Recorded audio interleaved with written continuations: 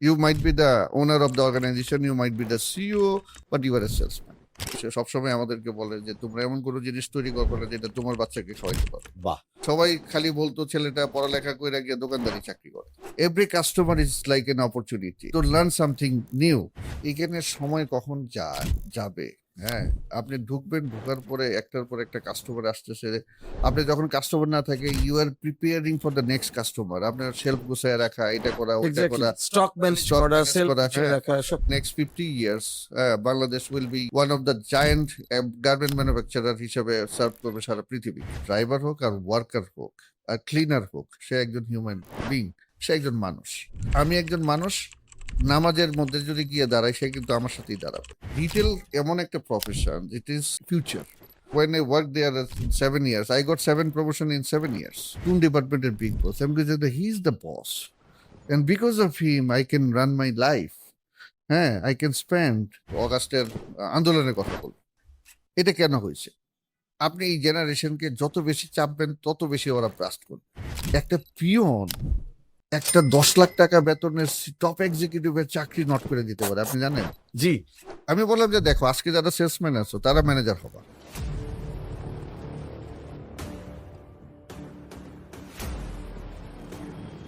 Academy of business professions আয়োজিত corporate পডকাস্টে স্বাগত আপনাদেরকে। আজকে আমরা একজন প্রফেশনাল কর্পোরেট আইকনের সাথে কথা বলবো, যিনি কর্পোরেট জগতে কাজ করছেন 23 বছর ধরে, এবং তিনি এমন কিছু প্রতিষ্ঠানে কাজ করেছেন যে প্রতিষ্ঠানগুলিতে তিনি সাফল্য এনেছেন অসাধারণভাবে। আজ কাজ করার ক্ষেত্রে তার যে স্ট্র্যাটেজি, তার যে পলিসি, তিনি যেভাবে কাজ করেন, তার সাফল্যের গল্প, তার ব্যর্থতার গল্প, এবং একজন কর্পোরেট আইকন হয়ে ওঠার পেছনে যে গল্প, সেটা আমরা আলাপ করব। তিনি হচ্ছেন ডেকো লেগেসি গ্রুপের এক্সিকিউটিভ ডাইরেক্টর, এবং আগেই বলেছি অনেকগুলো প্রতিষ্ঠানে তিনি কাজ করেছেন, সেটা নিয়ে আমরা বিস্তারিত শুনবো। তো যার কথা বলছিলাম, তিনি হচ্ছেন মোহাম্মদ আব্দুর রৌফ। স্বাগত জনাব মোহাম্মদ আব্দুর রৌফ, কেমন আছেন? জি আছি, ভালো। আপনি ভালো আছেন? জি, ভালো আছি। প্রথমে জানতে চাইবো যে ডেকো লেগেসি গ্রুপ এর বিজনেসটা কি বা প্রোডাক্ট কি নিয়ে কাজ করে? ধন্যবাদ এপিবি কে আমাকে এখানে আমন্ত্রণ জানানোর জন্য। So basically, Deco Legacy Group is one of the first generation garments manufacturer.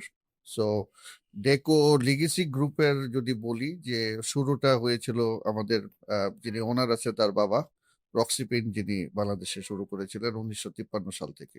হ্যাঁ, সো তখন থেকে রক্সি পেইন্ট, তারপরে 80-র দশকে এসে ইনফ্যাক্ট 80-র দশকের শেষের দিকে গার্মেন্টস শুরু করে আমাদের যিনি প্রতিষ্ঠাতা শাহাদত হোসেন কিরণ। দেন ওনারা দুই ভাই 2017-তে এসে ওই ভাগ হয়ে যায়। একটা হচ্ছে ডেকো লিগেসি গ্রুপ আর একটা হচ্ছে ডেকো ইস্যু গ্রুপ। তো এখন পুরো প্রতিষ্ঠানগুলি, দুইটা প্রতিষ্ঠান মিলে প্রায় 40,000 লোক কাজ করে। 40,000 লোক কাজ করে। আচ্ছা, সো ডেকো লেগেসি গ্রুপে কটা বিজনেস ইউনিট এবং কতজন কাজ করছে, কি কি বিজনেস ইউনিট? ডেকো লিগেসি গ্রুপে বেসিক্যালি আমাদের গার্মেন্ট ইউনিটে কাজ করছে অলমোস্ট 20,000 পিপল। আচ্ছা, সো ওইখানে এটা কি export oriented garments, 100% export oriented garments. আপনার লোকাল কোনো fashion brand? Local fashion brand আমাদের একটা আছে। আচ্ছা, সো গার্মেন্ট ডিভিশন হচ্ছে আমাদের দুইটা গার্মেন্ট ইউনিট আছে, যেখানে প্রায় ওই বললাম 20,000 লোক কাজ করে। এছাড়া accessories unit, deco accessories and আগামী অ্যাক্সেসরিজ, এটা হচ্ছে গার্মেন্টস এর যে অ্যাক্সেসরিজ সেটা প্রডিউস করছি। এবং আমাদের অ্যাক্সেসরিজটা is only lead platinum certified accessories factory in the globe. আচ্ছা, বেসিক্যালি যদি আপনি ওয়ার্ল্ডে অ্যাক্সেসরিজ ফ্যাক্টরির মানে গ্রিন ফ্যাক্টরি খুঁজেন, তাহলে প্লাটিনাম সার্টিফাইড ফ্যাক্টরি পাবেন না। গার্মেন্ট আছে, গার্মেন্ট অনেক আছে। বাংলাদেশে এখন সবচেয়ে বেশি platinum certified garments, right. But accessories বলে যদি বলেন, গার্মেন্টস অ্যাক্সেসরিজ, ডেকো অ্যাক্সেসরিজ হচ্ছে ওনলি গার্মেন্টস অ্যাক্সেসরিজ ফ্যাক্টরি, যে কিনা লিড প্লাটিনাম সার্টিফাইড একটা ফ্যাক্টরি, গ্রিন ফ্যাক্টরি। এন্ড আমাদের এটা টপ 10 ফ্যাক্টরির একটা ইন টার্মস অফ রেটিংস। এছাড়া আমাদের আছে ডেকো ফুডস, যেটা আপনার বিস্কিট, ড্রাই ফ্রুটস, আচ্ছা, তাহলে ডেকো কনজিউমার আইটেমের মধ্যেও ডেকো ডেকো ফুডস আছে। দেয়, ডেকো তাহলে নুডলস, ডেকো ফুডস। আচ্ছা, সো এটা আছে। তারপরে আমাদের একটা লোকাল ব্র্যান্ড আছে, সেটা হচ্ছে কিউরিয়াস। কিউরিয়াস যেটা is a local fashion fashion brand. Brand. And আমাদের একটা top rated modern Chinese restaurant, যেটা হংবাও। আচ্ছা, তাহলে দেখা যাচ্ছে যে ডেকো লেগেসি গ্রুপে বেশ ডাইভার্সিফাইড বিজনেস, কারণ শুরুটা র্যাক্সি পেইন্ট, তারপরে গার্মেন্টস, সেখান থেকে গার্মেন্টসের সাথে অ্যাক্সেসরিজ বোঝা যাচ্ছে, কিন্তু ফুড আইটেমে আসা, আবার তারপর একটা লোকাল ব্র্যান্ড কিউরিয়াস এর মতন প্রতিষ্ঠা করা খুবই চ্যালেঞ্জিং একটা ব্যাপার। তো আপনাদের বিজনেস ভলিউম যদি বলি, তাহলে বিজনেস ভলিউম হিসেবে ডেকো লেগেসি গ্রুপের পার ইয়ার ভলিউম কত? এটা পার ইয়ার ভলিউম যদি বলি, আমাদের সবগুলি ইউনিট মিলে 250 million $250 million. Dollar. Oh my God, that's huge. আচ্ছা, আমাকে একটা কথা বলেন যে কনজিউমার মার্কেটে, ফুড মার্কেটে অলরেডি তো অনেকগুলো প্রতিষ্ঠান আছে যারা খুব ভালো করছে। তার মাঝখান দিয়ে তাহলে ডেকো ফুড একটা যে আপনারা এলেন, সেটা কেন এলেন, বা কি দেখে এলেন, এবং কেন ডেকো গ্রুপ এসে বা ডেকো ফুডটা এসে মার্কেট ক্যাপচার করতে পারলো কি করে, যেখানে আমরা ভাবছি যে অলরেডি এটা স্যাচুরেটেড? বেসিক্যালি বাংলাদেশে ফুড আইটেম, ফুডের বিজনেসটা স্যাচুরেটেড কখনো হয় না। তো এখানে আলটিমেটলি যেটা হয়েছে, আমাদের ডেকো ফুডের যাত্রাটাও 90 দশকে, 90 শেষের দিকে। তো ওইখানে আমাদের চেয়ারম্যান যিনি, আমাদের সাধু হোসেন কিরণ সাহেব, উনি খুবই এক্সপেরিমেন্টাল এবং ডাইভার্সিফাইড একজন মানুষ, ভার্সেটাইল। হ্যাঁ, সো উনি কোনো একটা পার্টিকুলার বিষয়ে অনেকদিন একটা এরিয়াতে নিজেকে আবদ্ধ রাখতে চায় না, যার ফলে he started different wings of business and diversified business unit উনি চালু করেছেন। সো দ্যাট অনেক সময় হয় কি, উনি উনি অনেক দূরে দেখেন, ইজ এ ভিশনারি লিডার। এবং সেটা হচ্ছে যে উনি উনি চিন্তা করেন যে কোনো একটা সময় কোনো একটা পার্টিকুলার বিজনেসে যদি খারাপ সময় আসে, তাহলে অন্য একটা বিজনেস সেটাকে কাভার আপ কাভার আপ করবে। হ্যাঁ, তো সুতরাং সবগুলি লাইক ওই যে বলে সব ডিম এক বাস্কেটে না রাখা।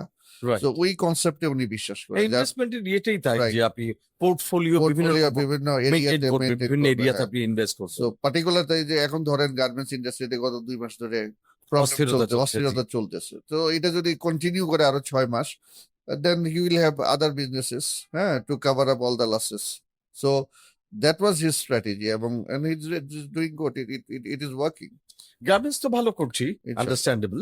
আমি জানতে চাই যে এর পাশাপাশি এক্সেসরিজও ভালো করবে, কারণ যেহেতু আপনারা লিড প্লাটিনাম সার্টিফাইড, সুতরাং এটা একটা আলাদা মার্কেট আছে। আমি জানতে চাইবো যে ডেকো ফুডের মার্কেটটা সম্পর্কে যদি আমাদেরকে একটু বলেন। ডেকো ফুডের মার্কেট ইজ কাইন্ড অফ, এটা বাংলাদেশে অনেকগুলি ফুড ইন্ডাস্ট্রিতে অনেকগুলি ম্যানুফ্যাকচারার আছে। তো আপনারা জানেন যে এখানে প্রাণ আরএফএল আছে, স্কোয়ার আছে, স্কয়ার আছে, অন্যান্য লাইক ওই যে রিদিশা আছে, প্রচুর প্রচুর ফুড আছে। আইটেমে হ্যাঁ, প্রচুর। অনেকেই আছে এখানে। আমি জানতে চাই আপনাদের মার্কেট শেয়ার কিরকম? আমাদের এখানে পার্টিকুলারলি মার্কেট শেয়ার যদি এজ এ হোল বলেন, তাহলে হয়তো ক্লোজ টু 10% হবে। আচ্ছা, কিন্তু আপনাদের আইটেমে তো আইটেম এখন অত অনেক বেশি ডাইভার, গেছে কি? আমাদের আইটেম একটু প্রিমিয়াম আইটেম, একটু আচ্ছা, আইটেম গুলি হচ্ছে, আমাদের chairman is very quality focused. যেহেতু এটা শিশু খাদ্য, সে সবসময় আমাদেরকে বলে যে তোমরা এমন কোনো জিনিস তৈরি করবে না যেটা তোমার বাচ্চাকে খাওয়াইতে পারো। বাহ। হ্যাঁ, সো এই ফিলোসফিতে উনি চলে, যেটা উনি খাইতে খেতে পারে, ওনার ফ্যামিলি খেতে পারে, সেই জিনিসই উনি মার্কেটে দেয় আর কি। তো সো উনি একটু প্রিমিয়াম ফোকাস পার্সন এবং কোয়ালিটি ফোকাস পার্সন, যার ফলে এখানে আমাদের বিস্কিটের যে এসকিউ গুলি আছে, সেটা একটু আপার সেগমেন্টে কাজ করে, সার্ভ করে, এবং আল্লাহর মধ্যে ইট ইজ ডুইং ওয়েল। আমরা তো সবসময় শুনি যে ধরেন বাংলাদেশে প্রিমিয়াম প্রোডাক্ট সেল করাটা খুব ডিফিকাল্ট, সবাই চায় যে একটু সস্তা প্রোডাক্ট, হ্যাঁ, একটু দাম বেশি হলে লোকে কনজিউমার কিনতে চায় না। তাহলে ডেকো ফুড প্রোডাক্টসটা এই মার্কেটটা দখল করলো কি করে? প্রিমিয়ামের বিষয় হচ্ছে কি, ফুড প্রোডাক্টের একটা ভালো জিনিস হচ্ছে মানুষ এটা বিশ্বাস, ট্রাস্ট। হুম। হুম। সো কোনো একটা ব্র্যান্ডের প্রতি যদি আপনার একবার ট্রাস্ট আসে, আপনি যেখানেই হোক না কেন, আপনি একটা দোকানে গেলেন, ওইখানে গিয়ে যদি আপনার আপনার রিকোয়ার্ড ব্র্যান্ডটা না পান, আপনি অন্য দোকানে যাবেন, দরকার হলে আপনি 1 কিলোমিটার হেঁটে যাবেন, রিক্সায় যাবেন, গাড়িতে ড্রাইভ দিয়ে অন্য একটা শপিং মলে যাবেন বা সুপার শপে যাবেন।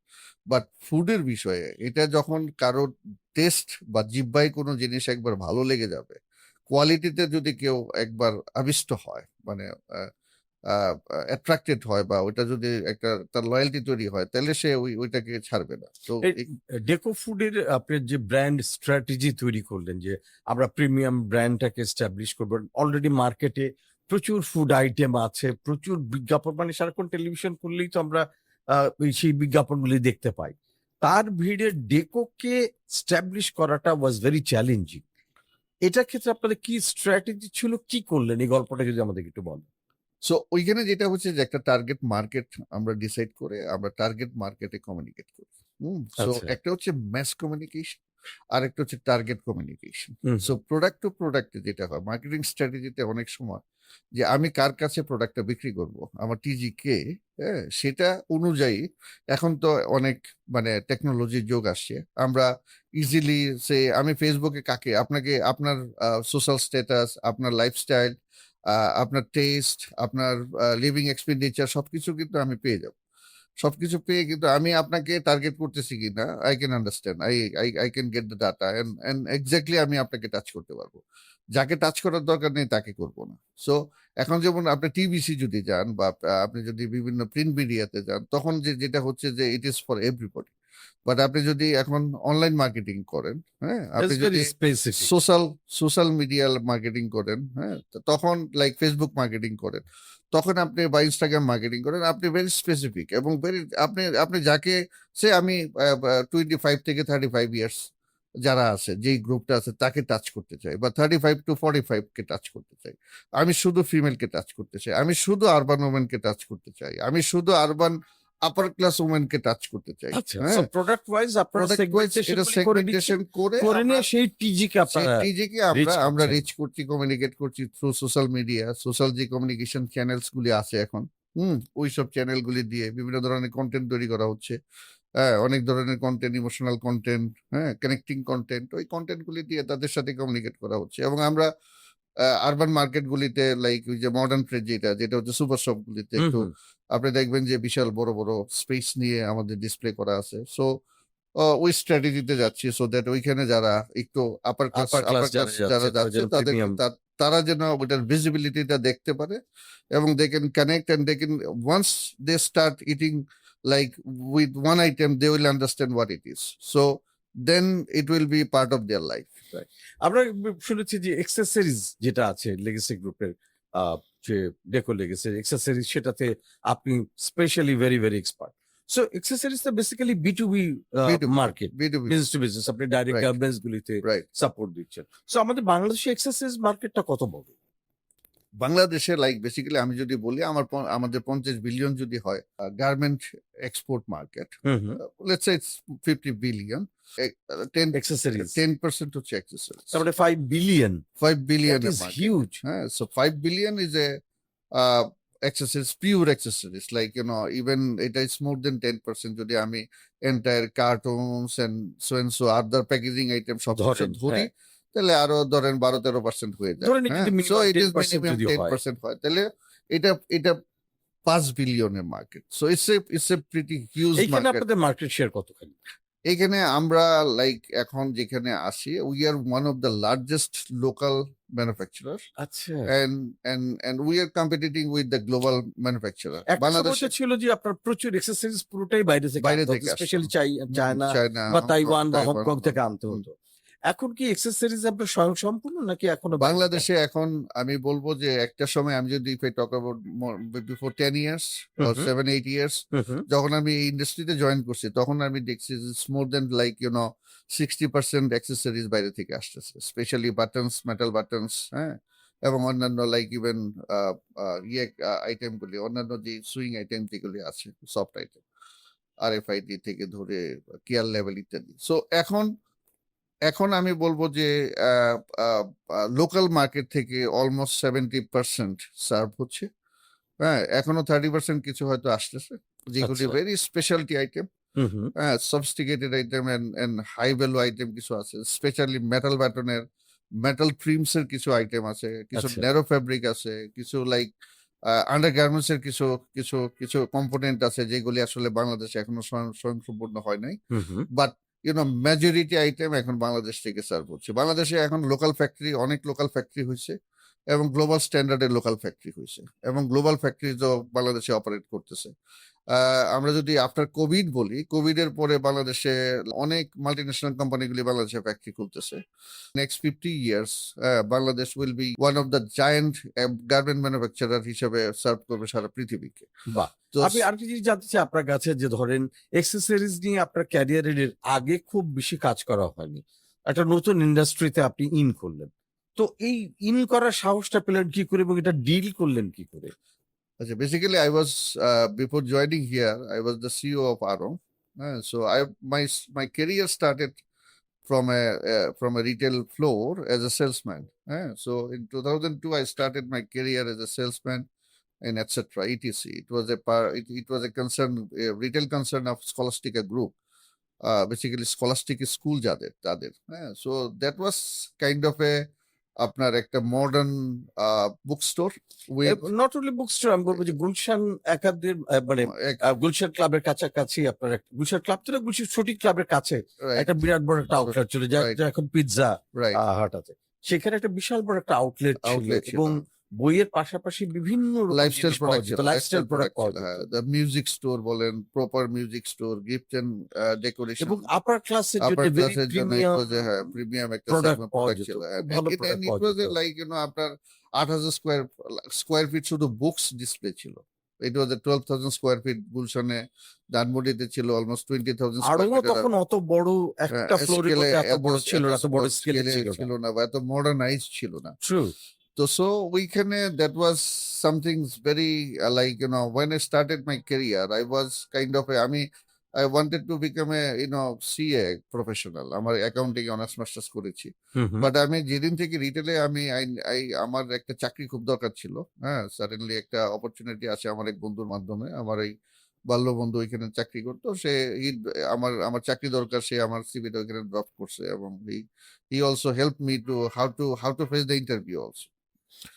সো আমাকে আগের দিন রাত্রেবেলা প্রথম জব করতে, ওইটাই that was the first job. And ওই জবের আগে আমার বন্ধু আমাকে ট্রেনিং দিছে how to face job, how to get a job and how to face interview. That interview was one of my best interview in my life, the first interview, because I was prepared. So that is important. আমি হয়তো এতটা ইংলিশে হয়তো এত fluent ছিলাম না। I took preparation, even ওই যে আয়নার সামনে দাঁড়ায় কথা বলা বলতো না, যে আমরা অনেক ছোট প্র্যাকটিস করার জন্য best thing, and I did it যে how to introduce myself and how to speak in English, what to say if this type of question is asked, ঠিক আছে? So and যখন আমি গিয়ে বসলাম, my MD started with Bangla. I was answering in English, and then he started in English. So it was kind of a very good conversation. And আমি এখনো বলি যে আমার ওই interview was the best interview, যদিও এটা first interview ছিল। এটা হচ্ছে because of my good preparation. আপনি কি হিসাবে শুরু করলেন? আমি সেলসম্যান হিসেবে, আমি সেলস অফিসার হিসেবে শুরু করি। কি করতেন তখন? আমি বুক স্টোরের ফ্লোরে কাস্টমার সার্ভিসে ছিলাম। কাস্টমার আসলে আমি হেল্প করতাম। ওই জবটা আপনাকে কি দিল, কি শেখালো? ওই job basically actually opened my eyes. The entire, মানে the first day when I went there at that store, and ওই দিনই আমি একটা সানগ্লাস পরে ফেলছি চোখে। কাইন্ড অফ যে I love that job. And ওইখানে আমাকে 1 ঘন্টার জন্য পাঠাইছিল, but I entered to that outlet at 3 o'clock, and আমি বের হয়েছিলাম মানে 12টার সময়। তখন 11টা পর্যন্ত দোকান খোলা থাকতো। ওই যে ওইটার মোহে পড়ে গেছি, একটা ভালোবাসায় পড়ছি। I could not get out of it. এটা পরবর্তী সময়ে ওই রিটেল প্রফেশনকে তখন আমি দেখলাম যে রিটেল এমন একটা profession, it is future. And একটা সময় বাংলাদেশে তখন যেটা হইতো, অনেস্টলি স্পিকিং, আমি যখন চাকরিটা শুরু করি তখন রাত্রে 12টা পর্যন্ত ডিউটি, 11টা পর্যন্ত ডিউটি, বাসায় আসতে 12টা। হিসাব কমপ্লিট করে আসতে শিফটিং ডিউটি, শুক্রবারে ছুটি নাই। তো এখন এটা সোসাইটিতে ইট ওয়াজ এ ভেরি ভেরি ডিফিকাল্ট একটা বিষয়, যে সোশ্যাল অ্যাকসেপ্টেন্সও কম ছিল। সবাই খালি বলতো ছেলেটা পড়ালেখা কইরা গিয়ে দোকানদারি চাকরি করে। এক্স্যাক্টলি। সো এই দোকানে চাকরি করে ওইটাকে সোশ্যালি অ্যাকসেপ্ট করতেছিল না, বন্ধুরা বিভিন্ন আউটিং এ গেলে আমি যাইতে পারতাম না, ফ্যামিলি প্রোগ্রামে যাইতে পারতাম না, ঠিক আছে। সো আলটিমেটলি কি হয়েছে ওইটা কাইন্ড অফ আমি দেখলাম যে ওইখানে যারাই জয়েন করতেছে সবাই 3 মাস 6 মাস 1 বছর পরে ভালো ছেলেগুলি চলে যাচ্ছে ব্যাংকে, বিভিন্ন কর্পোরেট হাউসগুলিতে। তখন আমি দেখলাম যে দ্যাট পিরিয়ড অফ টাইম আমাদের যে লিডারশিপ ছিল সেই leadership was imported from India, Sri Lanka and America. So বাংলাদেশের রিটেল লিডার বলে কিছু ছিল না। হ্যাঁ, এন্ড দেন আই থট যে like after 10 years who will be leading this industry? So we this industry needs some people. And then I started motivating myself to stay in this area, in the retail. And also আপনি শুনলে অবাক হবেন যে I started motivating others and started giving them a dream. So এক সময় দেখবা বাংলাদেশে modern retail হবে, বাংলাদেশ সো এন্ড সো হবে। হ্যাঁ, এবং ওইখানে কে লিড করবে? তোমরাই লিড করতে হবে। সো এখন এইখানে যদি তোমরা থাকো then you can lead. Otherwise আমাদের বরাবরই সব বাইরে থেকে, পজিশনে তখন তোমরাই হ্যাঁ থাকবে। তোমরাই থাকবে। আদারওয়াইজ এই জিএম দেখবা বরাবর ইন্ডিয়া থেকে আসতেছে বা Exactly. ইয়ে থেকে শ্রীলঙ্কা থেকে আসতেছে। ঠিক তাই। আমরা কেন আজীবন ওদের আন্ডারে কাজ করব? ঠিক আছে। So we should prepare ourselves so that we can lead this industry. আর উই ক্যান সি যে আপনি একটা লম্বা সময় ধরে এটসেট্রার সাথে ছিলেন। আমি 7 বছর 7.5 বছর এটসেট্রাই ছিলাম। দ্যাটস আ লং, যেখানে Yeah, 3 মাস 6 মাসই লোকজন অনেক কাজটা লোক ছেড়ে চলে দিচ্ছে। যায়। হ্যাঁ, অনেক লোক বাট চলে যেত। আপনি এই 7.5 বছর থাকলেন, থাকার পিছনে আপনার সেলফ মোটিভেশন। আমার সেলফ আমি basically I work like anything. আমি এক হচ্ছে যে আমি মজা পাইছি, আনন্দ পাইছি। হ্যাঁ, কাজের মধ্যে যদি কেউ আনন্দ পায়, মজাটা কি ছিল? আমি একটু মজাটা জানতে চাই। ছিল ইট ওয়াজ রিটেলে কাজ করার একটা বিউটি আছে। Every single moment you are getting a different object. every customer is a different, unique object. Every customer is like an opportunity to learn something new, and it is kind of a new challenge to how to make her happy or make him happy. So এইখানে kind of every মোমেন্টে আপনার একটা একটা করে thrill বিষয় আছে। হ্যাঁ, and ওই যে চ্যালেঞ্জ এন্ড উইনিং, মানুষের সাথে মিশা, মানুষের বিভিন্ন ক্যারেক্টার দেখা, এবং kind of it's not a boring job. It আমরা ইজ ব্যাংকে যেমন কাজ করি বোরিং জব, একই দিনে লিখতেছি, চেক লিখতেছি, মানে there is nothing new. It's not boring. Retail job যদি কেউ ভালোবাসে জিনিসটাকে, রাইট। আমাদের দেশের প্রবলেমটা কি এই প্রফেশনটাকে মানুষ ভালোবাসে না। সবাই মনে করে আমি একটা সেলসম্যান, বাট এভরিবডি এই জবটার রেসপেক্টটা কম, রেসপেক্টটা কম, লোকে এটাকে খুব একটা সম্মানের চোখে জব দেখে বলে দেখে না, ভাবে না। রাইট। কিন্তু এই আপনি যেটা বলছিলেন আমিও ফুলি এগ্রি করি, ইটস এ চ্যালেঞ্জ যে আজকে কত টাকার বিক্রি বিক্রি হলো। করলাম। হ্যাঁ, আমি কাস্টমারটাকে আমার রিপিট কাস্টমার বানাতে হ্যাঁ, পারলাম, হ্যাঁ, হ্যাঁ। ওনাকে কি আমি দুটা জিনিস দেখালাম, পরের দিন উনি আবার ফিরে এলো। হুম, এই যে প্রতিদিন একটা চ্যালেঞ্জ, প্রতিদিন বিক্রি হলো এবং প্রতিদিন ভালো লাগা, গতকালকে চেয়ে আজকে বেশি বিক্রি করছি, Right. আজকে আমি হায়াস, হুম, এবং ডেলি কিন্তু it gives you a thrill. Thrill. এবং এই থ্রিলটার মোহে যদি আপনি একবার পড়ে যেতে পারেন, ভালোবাসতে পারেন, এটা আনবিলিভেবল। হ্যাঁ, সো এই যে একটা জিনিস বললাম, এটা একটা বিষয়। আরেকটা বিষয় হচ্ছে লাইক এইখানে সময় কখন যাবে। হ্যাঁ, আপনি ঢুকবেন, ঢোকার পরে একটার পর একটা কাস্টমার আসতেছে। আপনি যখন কাস্টমার না থাকে you are preparing for the next customer. আপনার শেলফ গুছায় রাখা, এটা করা, ওইটা করা, স্টক ম্যানেজ stock করা, manage সেলফ করা, হ্যাঁ। রাখা, সব। সো এইটা যদি করতে থাকেন, আপনি একবার ঢুকে যান এটার ভিতরে, then it will be part of your blood, it will be part of your heart. So I took this profession as my, like, as like my baby, like my heart, like my you heartbeat. Owned it. I owned it. So I emotionally worked in this industry, in retail industry. When I worked there in 7 years, I got 7 promotion in 7 years. So I started as a sales officer, so a customer service officer, and there is a then senior officer, supervisor, assistant manager, deputy manager, manager, senior manager. So there are manager এর 2টা grade ছিল। হ্যাঁ, then I was in upper manager after 7 years. And then I was transferred to department called HR operation and training. Hmm. So since I আপনি ডেভেলপমেন্টে চলে গেলেন। development চলে গেলাম, then I started grooming people, hiring people and grooming them to prepare them for the retail industry. So that's why right this moment আমার বাচ্চারা অনেক সময় বলে, বাবা তুমি যে কোনো জায়গায় যাও না কেন সবাই তোমার ডিসকাউন্ট দেয়, মানে রেস্টুরেন্টে গেলেও আমি discount pi, because the people who started working with me, they are in different industry and leading different restaurants. different brands. The people who started with me, they are leading the retail industry right this moment. If you talk about the Bata, Apex, even Arong, Larib, everywhere people who used to work with আপনি me যখন started শুরু me. করেছিলেন ধরেন এই যে end of 90s এর দিকে 2000, 2000 এর দিকে 2000, শুরু হলো। 2000, সে সময় তখনও রিটেলটা এইভাবে গ্রো আপ করে Right. এখন যেমন অনেকগুলো আমাদের ফ্যাশন ব্র্যান্ড আছে, বিভিন্ন রকম রিটেল স্টোর আছে এবং এখন ভালো ভালো ছেলেমেয়েরা কিন্তু রিটেলে Retail আসছে। আসছে, আমরা sir. দেখছি যে ভালো প্রচুর স্মার্ট ছেলে পেয়ে, স্ট্যান্ডার্ড ছেলে মেয়ে তারা আসছে, তারা কাজ করছে, but at that time it was না নট না, it like was that. Not there. এবং রিটেলের একটা মজা কি জানেন, রিটেলের career growth is super fast, true. Super fast. কারণ কি, ওইখানে যদি একটা ছেলে খুব সিরিয়াসলি কাজ করে, প্যাশনেট ওয়েতে যদি Passionate way তে কাজ করে। ভালোবাসতে পারে কাজটাকে। হ্যাঁ, তো এইখানে একটা ইম্পর্টেন্ট বিষয়, আপনি অনেক দোকানে যাবেন, দেখবেন সেলসম্যানরা জিজ্ঞেস করুন এটা সাইজ আছে, বলবেন না, যা যা আছে সব এইখানে। He is not loving his job, I am sure. আরেকটা ছেলে বলবে যে না স্যার, দেখে দাঁড়ান একটু, আমি দেখি। ও নাই, আমি শিওর যে ওই ও ভিতরে নাই। জানেও নাই, but still তারপরেও যাবে। he will get into হ্যাঁ, তারপরেও যাবে, গিয়ে আরো দুইটা নিয়ে আসবে যে স্যার আপনি different দুইটা জিনিস, স্যার, ডিফারেন্ট এটা নাই, জিনিস but এটা স্যার ওটা চেয়ে বেটার। রাইট, এটা বেটার স্যার, এবং এটা বললে এখন একটু আরো যেটা করে, এখন যেহেতু সব অনলাইন, রাইট। ওরা বলে স্যার এখানে নাই, আমি আরেকটা স্টোরে Store এ আনিয়ে দিচ্ছে, তো আপনি পেমেন্ট করে যান, আমি আপনাকে পাঠিয়ে দিচ্ছি ফ্রি। রাইট। তো এখন আফটার 7 ইয়ার্স যখন আমি আরো ইন্টারভিউ দিতে যাই, দ্যাট আচ্ছা, পজিশন তার আগে আমি আরেকটা জিনিস জানতে জি। চাই যে etcetera started in a very big way এবং গুলশানে তাদের এত বড় আউটলেট 8000 ধানমন্ডিতে ছিল। ধানমন্ডিতেও ছিল, বাট Right. আমি গুলশানেরটাই আমার বেশি Okay. যাওয়া হতো, so that's why I remember the Gulshan one. But then etcetera বন্ধ হয়ে গেল কেন? আচ্ছা, ওইটা আসলে যদি বলি যে ওই আমরা যে কনসেপ্টে শুরু করেছিল আমাদের স্টিকার যিনি মাহেশ সাহেব, উনি যে কনসেপ্টে শুরু করছিল, ওইটা was a kind of a very modern concept, American, like first আজকের ওয়ার্ল্ডে, দিনে করলে হয়তো সাকসেসফুল হতো, ফার্স্ট ওয়ার্ল্ডে এটা that But was that was সময়ের আগে বোধহয় করে ওটা ফেলেছে। সময়ের আগে একটু হয়ে গেছে। তখন বাংলাদেশের মানুষ was not that kind of A prepare to accept such a big book store, lifestyle store.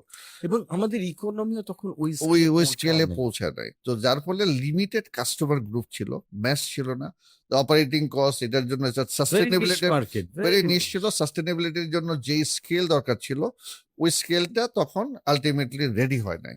And finally তারপরও ওইটাকে সাস্টেন করা যেত। আমরা পরবর্তী সময়ে ওইটাকে ডাইভার্সিফাই করে ওইটা লাইফস্টাইল নিয়ে আসছিলাম, ওইটার মধ্যে ফ্যাশন প্রোডাক্ট নিয়ে But আসছিলাম, food শপিং এর শপ। একটা সাইট শুরু আমরা হয়েছিল। we kind of started the first franchise restaurant in Dhaka, Right. Coffee World, Right. and that was the ওটার first পাশেই একটা কফি হ্যাঁ, ওয়ার্ল্ডের একটা right. শুরু And হলো। that was a Thailand-based coffee world, coffee chain shop, and I was the first internationally trained person to start the coffee world in Bangladesh. Right, এবং আমাদের প্রথম কফি চেইন সব বোধহয় কফি ওই কফি ওয়ার্ল্ড ওয়ার্ল্ড, শুরু হলো। Coffee world, and ওইভাবেই আমরা শুরু করেছিলাম। বাট এর পরবর্তী সময়ে এসে এটা সাম পলিটিক্যাল রিজনে 2008 এর 9 এর পরে এখানে একটু পলিটিক্যাল বিষয় ছিল। আমাদের যিনি ইয়াসমিন মোর্শেদ ম্যাডাম ছিলেন, উনিও অ্যাডভাইজার হয়েছিলেন, আপনারা জানেন। হ্যাঁ, রাইট। সো তারপরে আবার একটা পরিবর্তন হলো, ওই পরিবর্তনের পরে সামথিং ওয়েন্ট রং। হ্যাঁ, দ্যাটস ওয়াই ওই আমাদের এমডি সাহেব উনি একটু ফোকাস হারাই ফেলছেন। Started business in Canada, and ultimately এটা ওইভাবে ভালোভাবে কাজ করে না, but Coffee World still doing good. হ্যাঁ, কফি ওয়ার্ল্ড এখনো Right. চলছে, সব জায়গাতে আছে। এন্ড দেন ওই সময় I did get a call from Aarong. আচ্ছা, ওকে, এটা কত সালে? এটা হলো 2009 এ। ওকে, সো So- আড়ং is a completely different sort of, মানে তারা কাপড় কাপ- বিভিন্ন রকম এক্সেসরিজ নিয়ে করে, Social ultimate- business. হ্যাঁ, সো এটসেট্রা থেকে আপনি জয়েন করলেন আড়ঙে 7.5 বছর কাজ করার পরে। সো আড়ঙের জবটা পাবার ক্ষেত্রে কি কাজ করলো? কারণ এটসেট্রার সাথে ঠিক আড়ং সরাসরি ওইভাবে ডাইরেক্টলি কানেক্টেড না, যদিও এটা retail store. I used to, assess myself every day, যে what I learned today and what I have done today. হ্যাঁ? ওকে, So what is kind of a what helped me, I had a very struggling student life, and I kind of had a challenge in my family, in my social life. So আমার কাছে যেটা মনে হয়েছে যে I have a very limited time and I need to maximize, working a day by 8 hours will not serve my purpose. So I fixed আমার my অবস্থান purposes. থেকে উত্তরণ ঘটাতে হবে একরকম। Right. So অনেক দ্রুত অনেক উপরে যেতে হবে। উপরে যেতে 8 হবে। ঘন্টায় 8 আমি ওই ঘন্টায় জায়গায় পৌঁছাতে পৌঁছাতে পারবো না। পারবো না। I have to run for more hours. hours. So আমি আমার ডেস্টিনেশন সেট করে ফেলছিলাম তখনই, যে বেসিক্যালি আমার ওয়ার্কিং লাইফের কোন সময়ে আমি কোন পজিশনে পৌঁছতে চাই। That I have calculated Plan. After my like 2 years of working in etc. I plan myself যে ঠিক আছে, after 5 years I should be the manager. After 7-8 years I should be the general manager. And after 12 years I should be the head of department or head of the organization. So when শেষের দিকে আমাকে যখন HR এ নিয়ে গেল, HR operations and grooming and ইত্যাদি, তখন আমার কাছে মনে হয়েছে এইচআর থেকে HR is very calm and quiet এবং ভেরি হোয়াইট কালার জব। মানুষ প্রেফার করে এইচআর এ থাকতে because very powerful job. But আমার কাছে মনে হচ্ছে, আমার কাছে হঠাৎ মনে হলো যে না, আমি এখানে থেকে তো সিইও হইতে পারবো। So my dream is to become a CEO of an organisation. So that's why I was looking for something like আপনি যদি একটা দলে খেলে, আপনি যদি একটু লাইক আপনি স্ট্রাইকিং পজিশনে যান, নট অনলি স্ট্রাইকিং, লাইক কেন ব্রাজিল থেকে মানুষ ইউরোপিয়ান টিমে আসে, লাইক ব্রাজিলে ওই টিমে খেলতে খেলতে তাকে ওই টিম ধরে রাখার মতো আর ক্যাপাসিটি থাকে না, সে ওই টিমের থেকে আরো বড় হয়ে যায়। যার জন্য তার আরো বড় মাঠ লাগবে। সো ওই মাঠের খোঁজে তখন ওই খেলোয়াড়টা থাকে। তো যখন আমি এটসেট্রাতে কাজ করি, আমার কাছে মনে হয়েছে যে I need a bigger platform, যেখানে আমার ক্যাপাবিলিটি, আমার যে ইমোশন, আমার যে emotional attachment with this industry, সেই জিনিসটাকে আমি এক্সপ্লোর করতে পারবো। That's why I was looking for something bigger. And তখন বাংলাদেশের রিটেল, অর্গানাইজড রিটেল বলতে আরঙই ছিল। সিন্স আমি রিটেল প্রফেশনাল, রিটেলে আমি passionate, and then I got a call and I went there. And unfortunately আমার যে জেনারেল ম্যানেজার ছিল উনিও সেম পজিশনে ইন্টারভিউ দিয়েছিল। আচ্ছা, ওকে, সো আই ওয়াজ নার্ভাস। আমার সাথে দেখলাম ওয়ালমার্ট থেকে লোক আসছে, টেস্কো থেকে লোক আসছে, আমেরিকা থেকে ওদেরকে লাইক বিভিন্ন এজেন্সি ওদেরকে নিয়ে আসছে। জিজ্ঞেস করলাম যে কোথায় কাজ করেন, যে আমি ওয়ালমার্টের area manager, outlet manager. I তোর যে ওয়ালমার্টের সাথে কাজ করতেছে, আমার জেনারেল ম্যানেজার পরীক্ষা দিচ্ছে এইখানে, ইন্টারভিউ দিচ্ছে তার আপগ্রেডের জন্য, আমি তো একটা এখানে তো ম্যানেজার হিসেবে আছি। I had a confidence. আমি গিয়ে যখন আমাদের সিনিয়র ডিরেক্টর, এখন managing director of BRAC enterprises, আমার হাসান আবেদ, ওনার সাথে ইন্টারভিউতে বসলাম। উনি বললো যে you have only 7 years of experience, you are giving interview for the operation head of Aarong. So where we need a person who has at least 12 to 13 years experience. So how will you fit yourself in this position, and how you're going to manage 3,500 people with ওই এত কম বয়স সময়ে, ঠিক আছে? So আমি বলছি যে আপা, যদিও আমার এক্সপিরিয়েন্স 7 বছরে, বাট কাগজে কলমে আমার এক্সপিরিয়েন্স 7 বছরে, but practically I work 14 years। বলে যে কিভাবে, হাউ? বলছে যে I am not a theoretical leader, I M a practical leader. What ever I have learn through my hands, and I worked 14 hours a day and 7-day week, and I have not taken holiday. যে কেন নেও নাই তুমি? যে I wanted to learn. To answer your question, I prepared myself. So 7 বছরে I worked for 14 hours, 14 years একটা মানুষ যা শিখে, আমি 7 বছরে তা শিখছি। I spent that time to learn and to mature myself, cut off my length of services, এটাকে হাফ করে নিয়ে আসছি। You understand what I am saying? So basically আমি 14 বছরে যেই জায়গাটায়, যেই ম্যাচুরিটিতে, যেই পজিশনে যাওয়ার জন্য তৈরি হইতাম, আমি সেটা 7 বছরে করেছি। That is me. And since I love retail, I have confidence to operate your business and make it, whatever limit you want to see. And finally, after a few days, I got a call for a second interview. And they offered me, for senior manager. আমি বলছি যে most probably আপনাদের madam আমাকে চিনে নাই। আমাকে HR থেকে phone করছে, আমি বলছি মোস্ট প্রবাবলি আপনাদের ম্যাডাম আমাকে চিনে নাই। Can you please arrange another interview? And on that day, I was prepared well. হ্যাঁ, with projection and everything. I was very confident to talk. And আমি ওনাকে বলছি যে give me the position, I'll make it worthy. So I have all the know-hows and I know what to do. And I'm pretty clear. I can see, কোথায় আমাকে যেতে হবে. Where can you take it off? Right.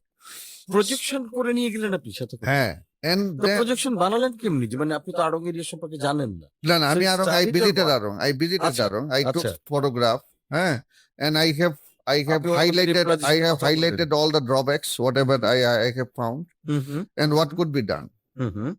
So এটা আমি দেখাইছি। আমি এখনো যে কোনো ইন্টারভিউতে গেলে I take preparation, like যেটাতে যাচ্ছি So ওইটা this is a one thing I said extremely important and one very important thing আপনার কাছ থেকে আজকে শিখলাম যে যে কোনো ইন্টারভিউ আমি দিতে যাব তার আগে আমাকে ফুললি প্রিপেয়ার্ড হতে হবে সেই অর্গানাইজেশন সম্পর্কে জানা, সেটা প্রোডাক্ট সম্পর্কে জানা এবং এই বিজনেসটাকে আমি নেক্সট লেভেলে কি করে নিয়ে যেতে পারি সেই প্রজেকশন, সেই প্ল্যান, সেই আইডিয়া গুলো জেনারেট করে তারপরে মুখোমুখি হয়। দেন ওনারা বুঝবে যে এই ছেলেটা প্রিপেয়ার্ড, জেনে শুনে বুঝে আসে, এই ছেলেটা সিরিয়াস।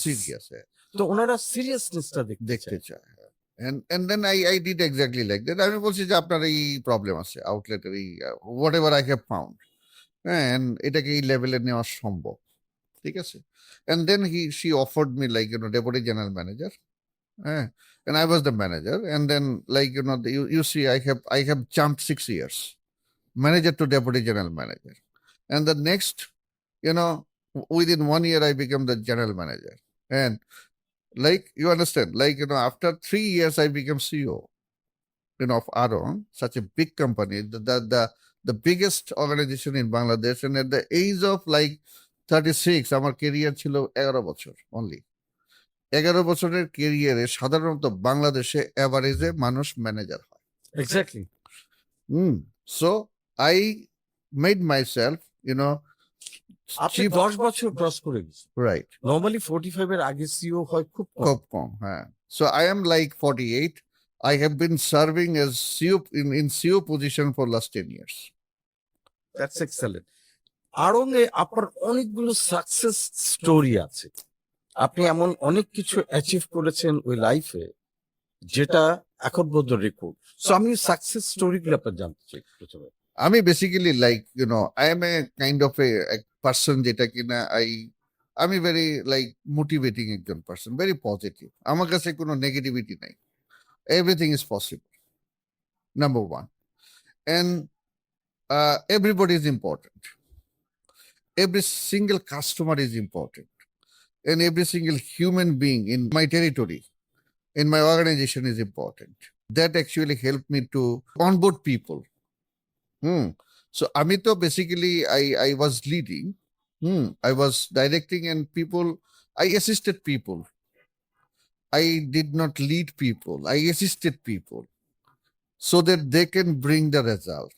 আমি যদি বলতে পারেন আমি গান্ধীজির ফিলোসফি ফলো করি, হ্যাঁ, যে লিডার হিসেবে সামনে থাকবো না, পিছনে থাকবো, so that you can push people, হ্যাঁ, যেটা হচ্ছে যে তোমার টার্গেটে তাদেরকে পৌঁছানোর জন্য।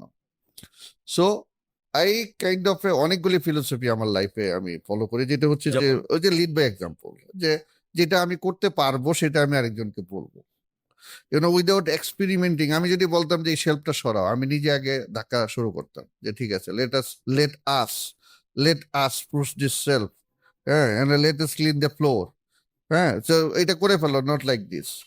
আমার একটা এক্সাম্পল আমি বলি। আমি একদিন তখন আমি আরঙ্গের সিও, আমি ডানমন্ডি শপে করতেছি, শপিং এ গেছি আমার ওয়াইফকে নিয়ে। আমার ওয়াইফ একটা শাড়ি পছন্দ করছে, ঠিক আছে? তো আরেকজন ভদ্রলোক পাশে দাঁড়ায় শাড়িটা দেখতেছে। তো আমি ওনাকে সালাম দিলাম, সালাম আলাইকুম স্যার, স্যার কেমন আছো স্যার? হ্যাঁ, বললো যে ভালো আছি। আমি স্যার আপনার এই শাড়ি পছন্দ হয়েছে? বলে যে হ্যাঁ পছন্দ হয়েছে। তা আপনি নিবেন? কয় না আপনি নেন, হ্যাঁ আমি আরেকটা নিব। আমি বললাম যে না আপনি এটা নিয়ে নেন। বলে যে না না আপনি তো এটা দেখতেছেন, আপনি নেন আগে, যদি থাকে আরেকটা নিব। তো আমি বলছি যে না আমি এখানে কাজ করি, আমি এখানকার employee, so you can take it, I am just এমনি দেখতেছিলাম শাড়িটা। সো আমি ওনাকে ইয়েতে করে আমি কাউন্টারে নিজেই দিয়ে আসছি। আমার ওয়াইফ মনে করছে যে he might be the one of my boss, ব্র্যাকের বড় কেউ বড় কোনো হাই অফিসিয়াল হবে। বলে যে উনি কে, কোন ডাইরেক্টর? তাই আমি বলছি চিনি না আমি। বলে যে তাইলে যে শাড়ি দিয়ে দিলেন। তাই আমি বলছি যে আপনার কোন বস? আমি বলছি হি ইজ দ্য বিগ বস। যে কোন কোন ডিপার্টমেন্টের বিগ বস? আমি বলছি he is the boss, and because of him I can run my life. I can spend, and I have this, position, and you have that social status. বলে যে who is this man? I was like, he's the customer, I don't know him. বলে যে এটা কি বলেন, আপনি কাস্টমারকে দিয়ে দিলেন না, you don't know? আমি বলছি না, I should respect him. এটা এই শাড়ি যদি থাকে I'll buy another one. Exactly. You might be the owner of the organization, you might be the CEO, but you are a salesman. The end of the day you are a salesman, and that philosophy you must carry. যে তুমি একজন salesman, এবং তোমার এখানে যারা আসতেছে everybody is very important. এটা সবার ভিতরে দিতে হবে। আপনি যদি বলেন যে the success story of Aarong, আমি যেটা যখন আমি জয়েন করি তখন আমি দেখলাম ওইখানকার যারা কাজ করতেছে সবাই একটা এনজিও মাইন্ড নিয়ে কাজ করতেছে। রাইট। সো সবাই চিন্তা করতো যে we are part of NGO, and এটা আমরা বাংলাদেশের অনেক মানুষের কর্মসংস্থান করতেছি, লোকজন আসবে এখান থেকে নিবে, আর কোনো অপশন নাই, ঠিক আছে। তাদের কাস্টমার ফোকাস ইয়েটা ছিল না, কাস্টমার সেন্ট্রিক অ্যাটিটিউডটা ছিল না। and then I started motivating people, যে সি এইখানে এমপ্লয়িজ এন্ড সেলসম্যান, তাদেরকে সাইন আপ করা, মোটিভেটেড করা, কাস্টমার সেন্ট্রিক করা, এবং কাস্টমারের ইম্পর্টেন্সটা কতটুকু সেটা ফিল করানো, এবং কাস্টমার আসলে ওয়েলকাম করা, তারা যেন আবার আসে আবার আসে আবার আসে, একটা লয়্যালটি তৈরি করতে পারে সেই জিনিসটা। কারণ কি আমি বলছি যে আজকে যদি তোমরা এটা করো, আমাদের এই, আমি যখন জয়েন করি তখন 9টা আউটলেট ছিল। It was only 75,000 square feet all together. আমি যখন ছেড়ে আসি 8 বছর মধ্যে it was 23 outlets and 275,000 square feet. I added 200,000 square feet. My God. So তো এলাকা মানে 200,000 স্কয়ার ফিট অ্যাকুইজিশন করা, সেটাকে এস্টাবলিশ করা এবং সেটাকে অপারেশনাল করা is a huge challenge. it was. So basically এটা আসলে ওই যে বললাম আমি, I could motivate people. আমি বললাম যে দেখো আজকে যারা সেলসম্যান আছো তারা ম্যানেজার হবা। কখন ম্যানেজার? আমি সরি, যে 2,75,000 স্কয়ার ফিটে নিয়ে গেলেন, সেলস ভলিউম কত টাইমস বাড়ে? সেলস ভলিউম যদি বলি এটা The day you joined and the day you left. আমি যখন, এটা আরং এর ফিগার সবাই জানে, আমি when I joined it was 200 crore, 225 crore. When I left it was 800 plus. So 4 গুণ, almost 4 times. So every year 50% growth. এটা অলমোস্ট 4 টাইমস, এবং এভরি ইয়ার 2-3টা করে আউটলেট করা, সো নতুন এরিয়া কভারেজ করা। So when I joined I found them, ওই আমাদের ম্যানেজমেন্ট যারা ছিল তারা, আমাদের ম্যাডাম আপা, উনি শি ওয়াজ থিঙ্কিং যে এটা একটা নিশ ব্র্যান্ড, সো এটাতে সব জায়গায় যাওয়া যাবে না এই ব্র্যান্ডটাকে নিয়ে। দেন I tried to convince board and as well as her যে না, this is a brand of people. Aarong is a brand of people. Aarong is brand of Bangladesh. So it has opportunity to operate in every district. আমি একটা প্রশ্ন আপনাকে করতে চাই যে আরং কি করে পারলো বা কেন অন্যরা পারলো না? অন্য আরো অনেক এনজিও একই ধরনের প্রোডাক্ট, সিমিলার জিনিস নিয়ে এগিয়ে এসছে, কিন্তু তারা একটা দুটা আউটলেট করে ছোট লেভেলে করেছে এবং তারা বড়ও করতে পারলো না, বিজনেস লেভেলে যেতে পারলো না। কিন্তু আরং একটার পর একটা ওপেন আপ করে গেছে এবং দিনে দিনে দিনে দিনে বড় হয়েছে। এটা কি করে সম্ভব হলো? এটা বেসিক্যালি অর্গানাইজেশনাল স্ট্রেংথ, সারা ফজলে হাসান আবেদের ভিশন, উনার কনসিস্টেন্সি, এবং উনার লিডারশিপ, এবং সাকসেসফুলি লাইক উনার যে নেক্সট জেনারেশন, উনার মেয়ে Tamara Hasan Abed, she is also very dynamic, and I would say she's the most dynamic, corporate leader and a business-minded leader, people-centric leader, and she does have all the dynamics of to become a great leader of the country. So এদের লিডারশিপে এবং vision plus হচ্ছে BRAC is such a big organization and spreaded in all over the country.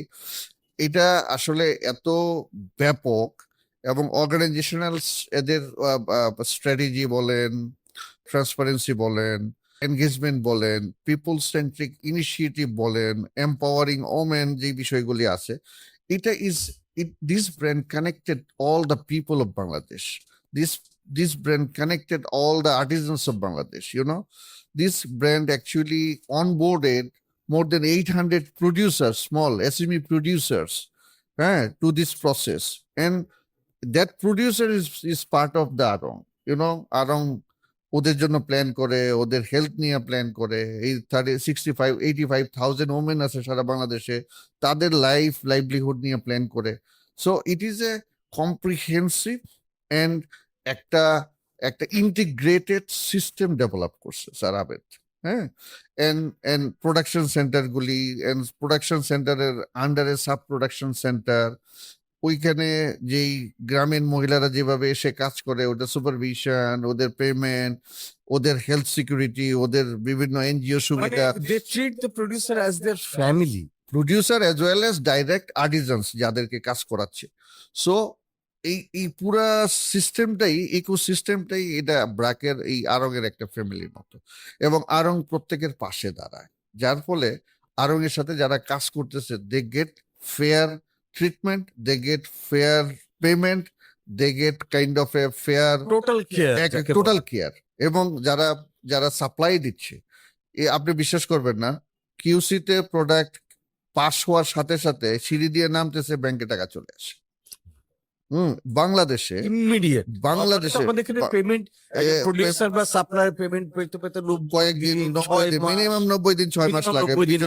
লেখাই থাকে 90 দিন পরে payment. এইখানে আপনি order পরে পেমেন্ট, হ্যাঁ, এইখানে আরং এর অর্ডার পাওয়ার পরে আপনি প্রোডাক্টটা লজিস্টিক্সে আপনি যখন জমা দিবেন, রিসিভ করবে, ওদের কোয়ালিটি পাস করতে হবে। কোয়ালিটি পাস করার পরে যত পিস আপনার কোয়ালিটি পাস করে ওরা অ্যাকসেপ্ট করবে, সাথে সাথে বিলটা আপনার অ্যাকাউন্টে চলে আসবে।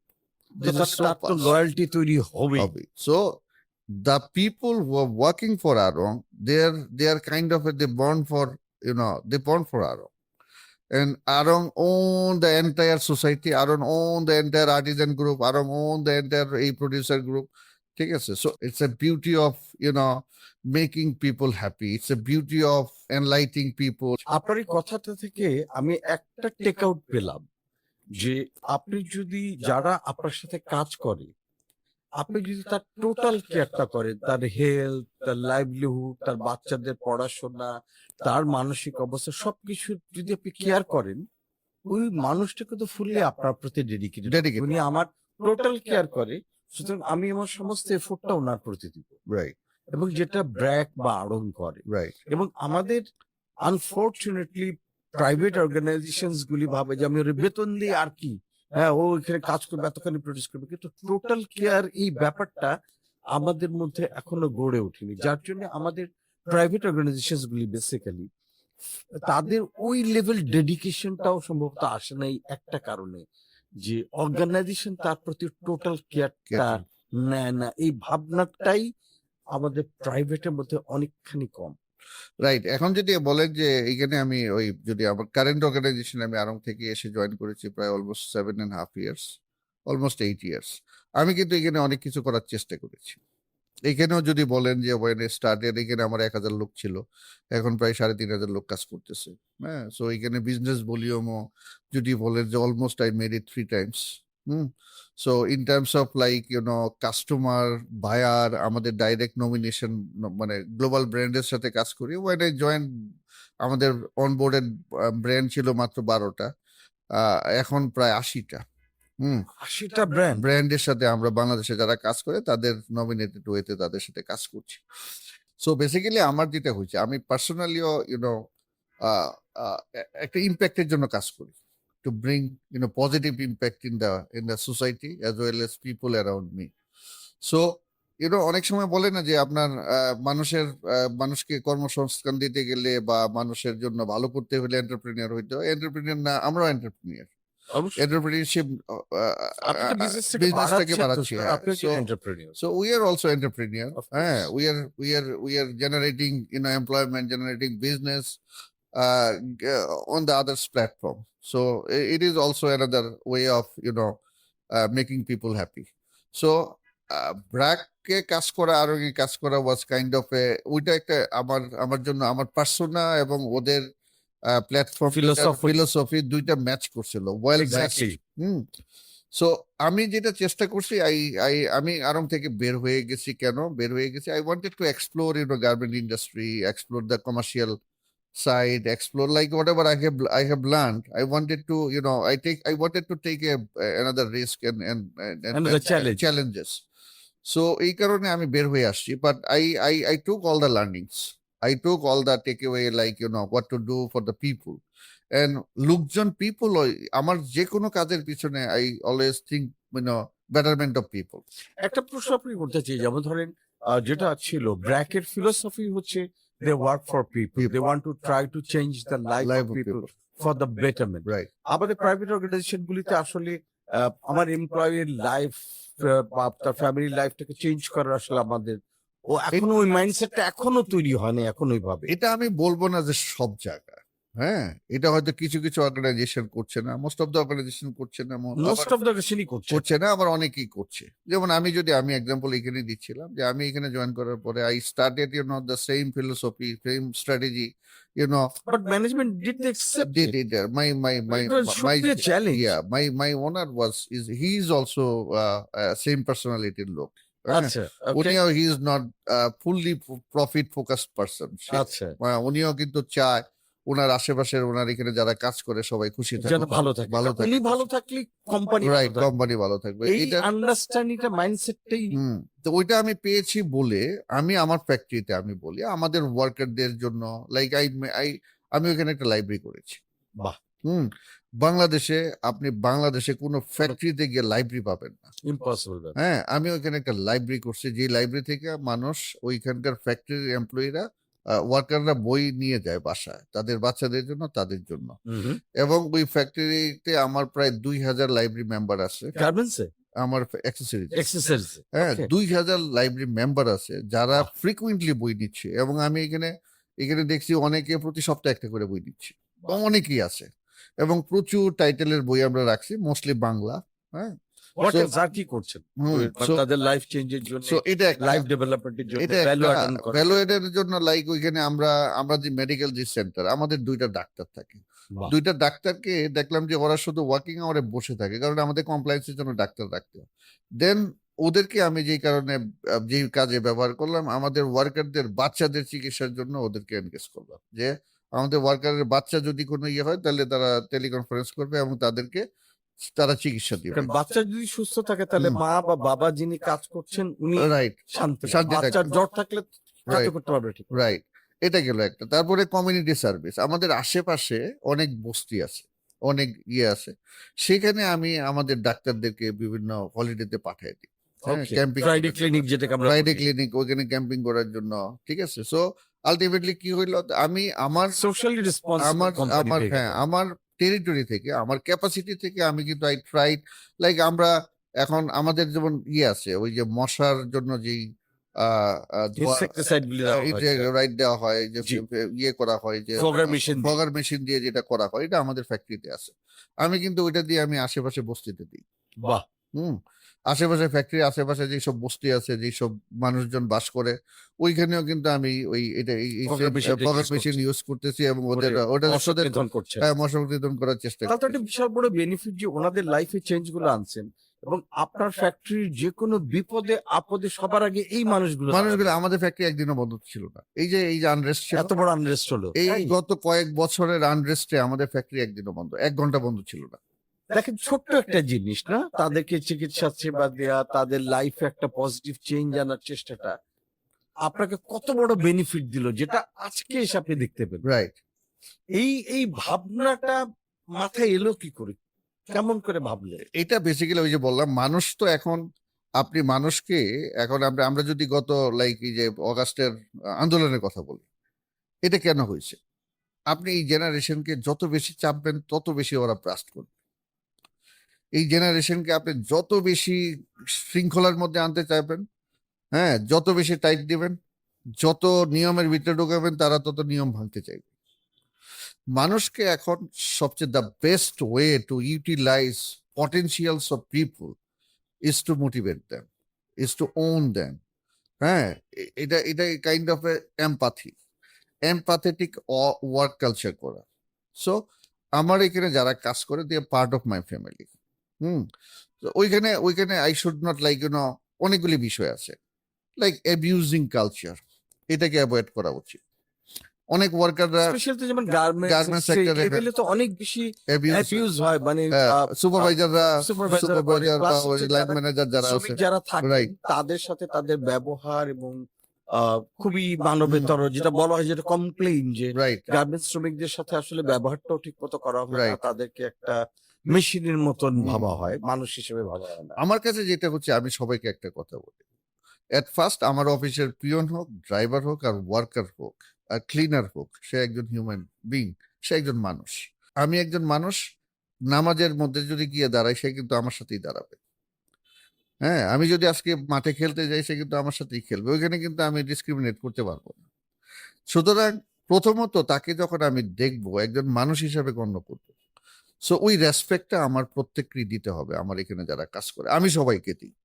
সুতরাং এখানে এই যে লিডিং বাই এক্সাম্পল বলে, যেহেতু আমি সবাইকে দিই, আই এম শিওর যে আমার সাথে যারা কাজ করে তারাও সবাইকে দেওয়ার চেষ্টা করে। এক্স্যাক্টলি, আপনি টপ লেভেলে যা করবেন সেটা ট্রিকল ডাউন হবে নিচে down the level. Down the level. এবং থার্ড ওয়ার্ল্ড কান্ট্রিতে অলওয়েজ মাথা যা ভাবে সেটাই কিন্তু নিচের দিকে যায়। রাইট। তো আমি এখানে জয়েন করার পরে আমি একটা জিনিস বলছিলাম প্রথমে, আমি কি যে দেখো তোমরা এটা গার্মেন্টস ইন্ডাস্ট্রি, সো আমি আসছি একটা আলাদা ইন্ডাস্ট্রি থেকে, আমি এখানে কোনো গালিগালাজ করব না, কোনো ধরনের অ্যাবিউজিং ওয়ার্ড ইউজ করব না, মানুষকে ছোট করে কথা বলবো না, কারণ তোমার জন্য আমি আমার ক্যারেক্টার নষ্ট করবো না। আমি যে ভালো মানুষ, আমি ভালো বিহেভ করি, ব্যবহার করি, আমি মানুষকে রেসপেক্ট দিয়ে কথা বলি, এটা আমার অ্যাসেট। সো তোমার ভুলের কারণে আমি তোমাকে শাস্তি দেব through my pen, through my authority process, হ্যাঁ, but I am not going to abuse you. ঠিক একই রকম আমার ফ্যাক্টরিতে আমার যেরকম আছে, আমার কিছু কমপ্লেন বক্স আছে, যেটা চাবি আমার কাছে থাকে। হ্যাঁ, যেটা চাবি action based on those complaints. হ্যাঁ, হ্যাঁ, হ্যাঁ, আমি ওই কমপ্লেন পড়ি। ওয়ার্কাররা যদি কোনো কমপ্লেন দেয় যে আমাকে এখানে অ্যাবিউজ করা হয়েছে, স্পেশালি আমার কাছে জিরো টলারেন্স হচ্ছে জেন্ডার ইস্যু। যদি কোনো মেয়েদের উপর কোনো ধরনের অ্যাবিউজ করে বা ওদেরকে ডিসক্রিমিনেট করে, ঠিক আছে, তো ওইগুলি আমি দুইটা জিনিস একেবারে সহ্য করি না। অ্যাকচুয়ালি ইথিক্যাল, যদি কেউ চুরি করে, আর একটা হচ্ছে মেয়েদেরকে যদি কেউ কোনোভাবে তারা নির্যাতন করে, বা মানসিক হোক, শারীরিক হোক, হ্যাঁ, কালচারে হোক, ইয়েতে হোক, ওয়ার্ক প্র্যাকটিসই হোক, যেভাবেই হোক না কেন। সো আমার কাছে এগুলি খুবই একদম জিরো টলারেন্স, আমি এটাকে সহ্য করি না। আর সেকেন্ড হচ্ছে যে আমি ওই গোপন যেটা বললাম যে আমি চাবি রেখে দিই, আমি দেখলাম যে ওইখানে কমপ্লেন বক্সের কমপ্লেনগুলি আমার কাছে প্রসেসড হয়ে আসে। তারপরে আমি যেটা করলাম, আমি এখানে ডাইরেক্ট কমপ্লেন বক্স দিলাম এবং চাবি তালা দিয়ে আমি নিয়ে আসলাম। And I used to, মানে I started getting the right complaints, and আমি এগুলির সবগুলির বিভিন্ন ভাবে যখন এমপ্লয়িরা দেখবে যে তার কমপ্লেইনটা জেনুইনলি অ্যাকশন হচ্ছে, ইনভেস্টিগেট করে, হ্যাঁ, প্রথমে আমি ইনভেস্টিগেট করি। অনেকে আছে যারা ফলস কমপ্লেন করে, মানুষ আমাদের এখানে আবার অনেকে আবার কাজের প্রেশার দিলে কমপ্লেন করে দেয়। আচ্ছা, আমি এখানে আপনার কাছে জানতে চাচ্ছিলাম যে 3,500 লোক সামলানো, এটা একটা বিশাল বড় কর্মযোগ্য। তো এই পিপল হ্যান্ডলিং, ম্যান হ্যান্ডলিং এর ক্ষেত্রে আপনি কি স্ট্র্যাটেজি ফলো করেন? স্ট্র্যাটেজি ওই যে, হ্যাঁ, এটা বেসিক্যালি আমি তো সবাইকে ম্যানেজ করি না, আমার প্রসেসের মধ্যে বিভিন্ন লেভেলের লোক আছে। ফ্যাক্টরিতে ফ্যাক্টরি হেড আছে, তার নিচে ইউনিট হেড আছে, ইউনিট হেডের নিচে প্রোডাকশন হেড আছে, প্রোডাকশন হেডের নিচে লাইন সুপারভাইজার আছে। সো প্রত্যেকেই এখানে aligned with the vision, mission and objective of the organisation. And ultimately ওই যে বললাম যে এখানে যে একটা হচ্ছে ম্যানেজিং পিপল, আর একটা হচ্ছে ম্যানেজিং উইথ হ্যাপিনেস। আপনার কাছে আমি একটা জিনিস জানতে চাইবো যে একজন এমপ্লয়ি যখন চাকরির জন্য আপনার কাছে যায় এবং আপনি তার কাছে কি আশা করেন, বা একজন নতুন ফ্রেশ গ্রাজুয়েট সে যখন চাকরির জন্য যাবে তার কি কি ধরনের প্রিপারেশন নিয়ে যাওয়া উচিত?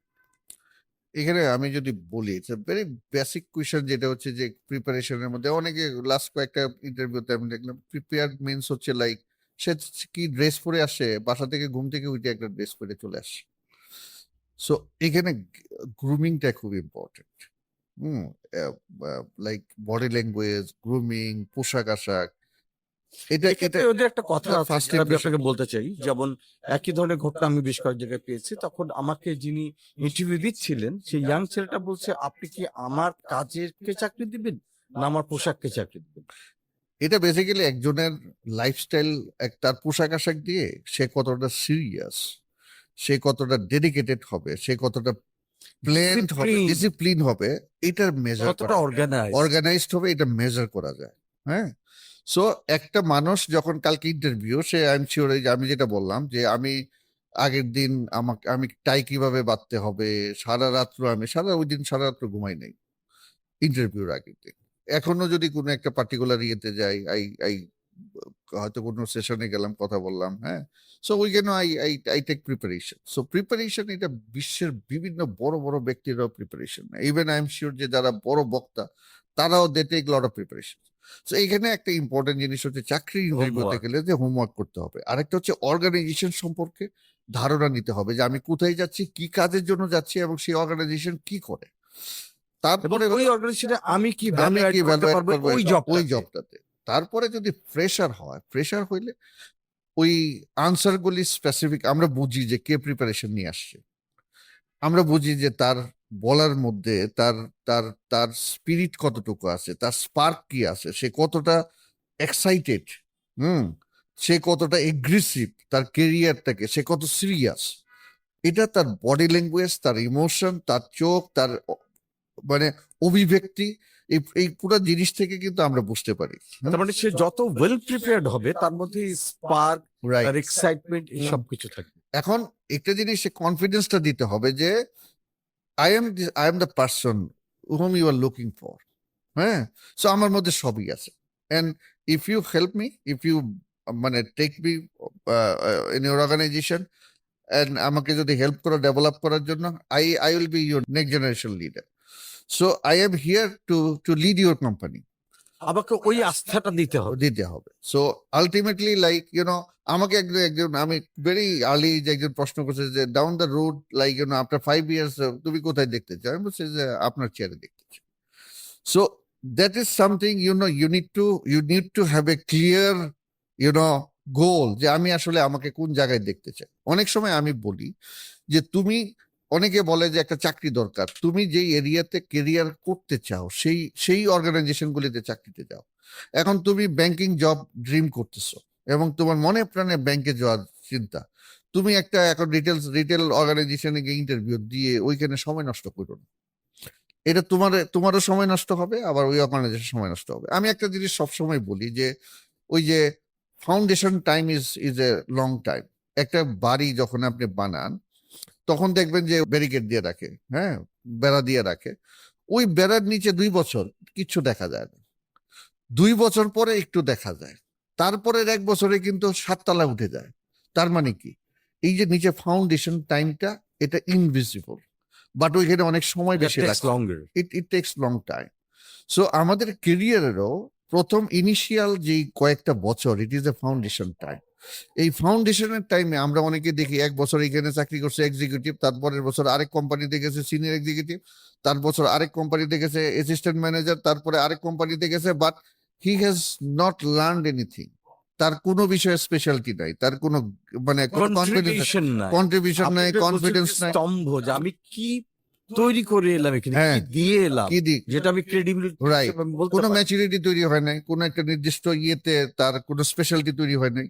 তো তখন গিয়ে কি হয়, আফটার 5 years যখন সে ম্যানেজারের জন্য ইন্টারভিউ দেয়, তখন তাকে আর ম্যানেজার হিসেবে কেউ নেয় না, অথবা নিলেও সেই ওই ম্যানেজার পজিশনটা বেশি সে দিন ধরে থাকতে পারে না। ধরে রাখতে পারে না, বিকজ সে তো শিখে নাই পুরো জিনিসটা। এটা একটা সাইকেল, এই সাইকেলটাকে কমপ্লিট করে আসতে হবে। তো এই জন্য আমার সাজেশন হচ্ছে, যারা ইয়াং জেনারেশন নতুন চাকরি খুঁজতেছে, দে শুড লুক ফর, এবং দে শুড মানে ড্রাইভ ফর দ্য অর্গানাইজেশন যেটা তারা ড্রিম করতেছে, যে অর্গানাইজেশন সে কেরিয়ার করবে, এবং প্রথম 5 বছর চেষ্টা করা, অ্যাটলিস্ট 3 থেকে 4 বছর একটা অর্গানাইজেশনে থাকা, স্টিক করা, সো দ্যাট এইখানে সে তার ইনিশিয়াল যেই গ্রুমিংটা, যে গ্রুম আপটা, এটা এবিসি শিক্ষার মতো। আমাদের প্রাইমারি শিক্ষা যদি ভালো না হয়, আমি যদি উপরের ক্লাসে গিয়ে আমি ভালো করতে পারবো না। আমার ইংলিশ আমার যদি একটা প্রাইমারিতে যদি আমার একটা ভালো ইংরেজি শিক্ষক থাকে, আমি শিওর যে আমি পরের লেভেলে গিয়ে ইংরেজি অনেক ভালো করব। আমি যদি প্রাইমারিতে ম্যাথের শিক্ষকটা ভালো থাকে, সেই ছেলে ম্যাথে অনেক ভালো করে। সো দিস ইজ সামথিং, যেটা প্রাইমারি এডুকেশন, একটা ওয়ার্কিং লাইফও একটা ইনভেস্টমেন্ট, এখানে ইনভেস্ট করতে হবে আমাদেরকে। হ্যাঁ, আচ্ছা, আরেকটা ব্যাপার জানতে চাই যে যারা অলরেডি জবে আছে তার ক্যারিয়ার প্ল্যানিং এর ব্যাপারে কিভাবে প্ল্যান করতে পারে? ক্যারিয়ার প্ল্যানিংটা ওই যে আমি একটা জিনিস বলছি যে আমাদেরকে চলতেছে চলতে দাও, আচ্ছা দেখি না কি হয়, প্রত্যেক 3 বছর পরে পরে প্রমোশন হবে তো, আচ্ছা এই যে অমুকের হচ্ছে আমার হচ্ছে না, অমুককে স্যার পছন্দ করে, হ্যাঁ, হ্যাঁ, এইগুলিতে না। হ্যাঁ। আমাকে দেখতে হবে আমি কোন কাজটা এনজয় করতেছি, নাম্বার 1 আমি কি এনজয় করতেছি অথবা কেন করতেছি না, তাহলে আমাকে এনজয় করতে গেলে কি করতে হবে, নাম্বার 1।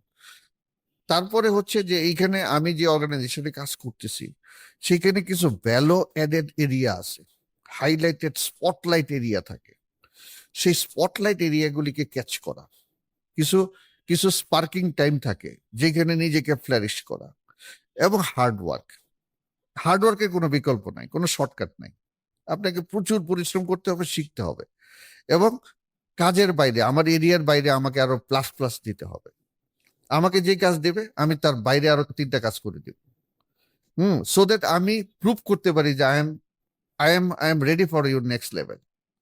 অনেকে বলে আমাকে প্রমোশন দিলে আমি বেশি কাজ করব, না, আমি প্রমোশন দেওয়ার আগেই বেশি কাজ করবো, সো দ্যাট ওনার কনফিডেন্স হয় আমাকে প্রমোশন দিতে।